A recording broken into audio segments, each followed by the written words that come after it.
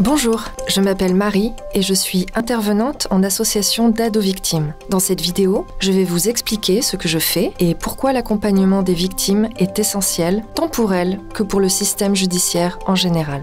Il y a plusieurs moments où une victime d'infraction doit se rendre au commissariat, gendarmerie ou au tribunal.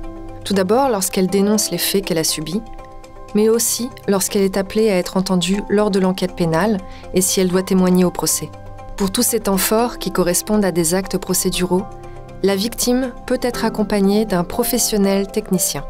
Ma fonction principale est d'être aux côtés de la victime, en essayant de la mettre en confiance dans des moments qui peuvent être émotionnellement difficiles pour elle, puisqu'elle devra parler d'événements qui l'ont fait souffrir. Cependant, en aucun cas je ne peux donner à la victime d'indications ou de directives concernant son témoignage. Cela concerne exclusivement la victime et son avocat, si elle en a un. L'initiative de l'accompagnement peut venir soit de la victime elle-même, soit des autorités judiciaires, à savoir les juges, les procureurs ou encore les forces de l'ordre. Lorsque la demande émane de l'une de ces autorités, il est important que je reçoive cette sollicitation d'accompagnement le plus en amont possible, afin d'avoir le temps de prendre contact avec la victime, d'organiser un entretien avec elle et de la préparer à la procédure à laquelle elle va prendre part. La demande d'aide doit au moins contenir l'identité de la victime, la nature de l'infraction qu'elle a subie, une brève description de sa situation de victimisation et un contact sécurisé que je peux utiliser pour communiquer avec la victime sans la mettre en danger.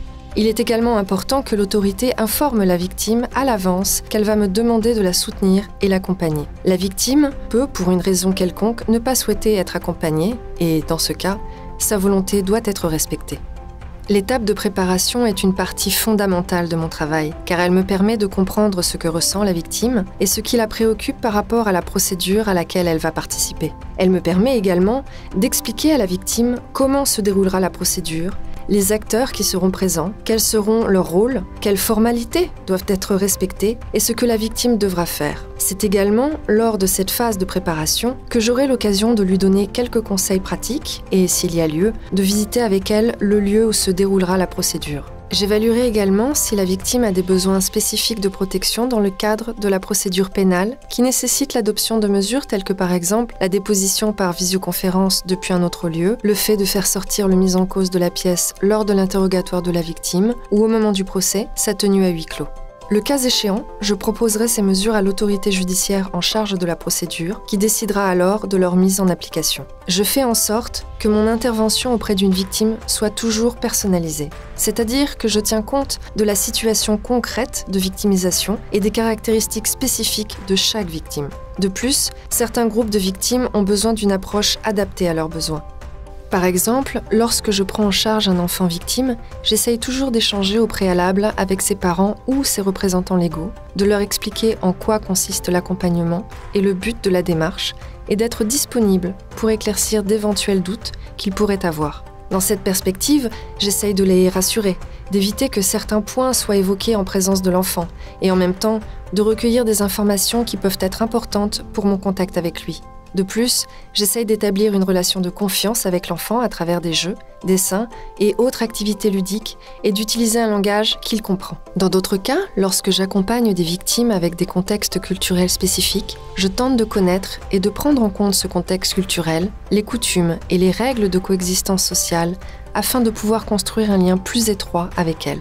Le jour où a lieu l'acte judiciaire impliquant la victime, j'essaie de la rencontrer un peu avant afin de savoir comment elle se sent et si elle a des questions. Je dois connaître les lieux dans lesquels se déroulera l'acte de procédure et essayer de faire en sorte que la victime reste dans un espace calme et sûr. Si la victime est la cible de tentatives d'intimidation ou de tout autre acte mettant en péril sa sécurité, j'alerte immédiatement les autorités compétentes. Durant la procédure, je n'interviens en aucune façon. J'essaie juste de rester à proximité immédiate de la victime pour qu'elle sente qu'elle a quelqu'un de disponible pour la soutenir émotionnellement.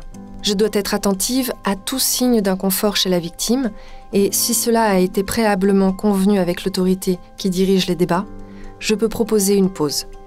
On peut aussi me demander d'aider la victime, surtout si c'est un enfant, à comprendre une question qui lui est posée et qu'elle ne comprend pas.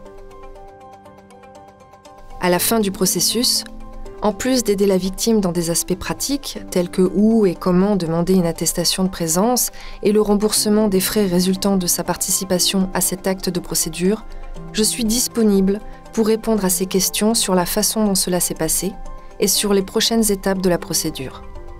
C'est aussi le moment de mettre en valeur chez la victime le courage et la force dont elle a fait preuve et de lui donner l'opportunité de partager avec moi ce qu'elle ressent. Je demande enfin si la victime souhaite que je la recontacte plus tard pour prendre de ses nouvelles et savoir si elle souhaite continuer à bénéficier de l'aide et du soutien de France Victime.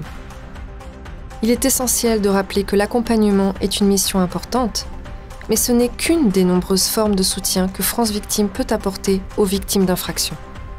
Pour conclure, je dirais qu'en exerçant cette fonction, j'ai aidé de nombreuses victimes à mieux comprendre le déroulement des procédures judiciaires et le fonctionnement global de la justice. L'accompagnement les rend moins anxieuses, moins en sentiment d'insécurité et leur permet d'être plus confiantes et préparées.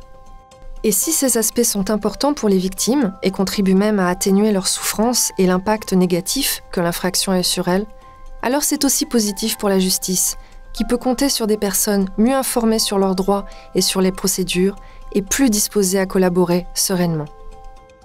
Je vous remercie pour votre attention.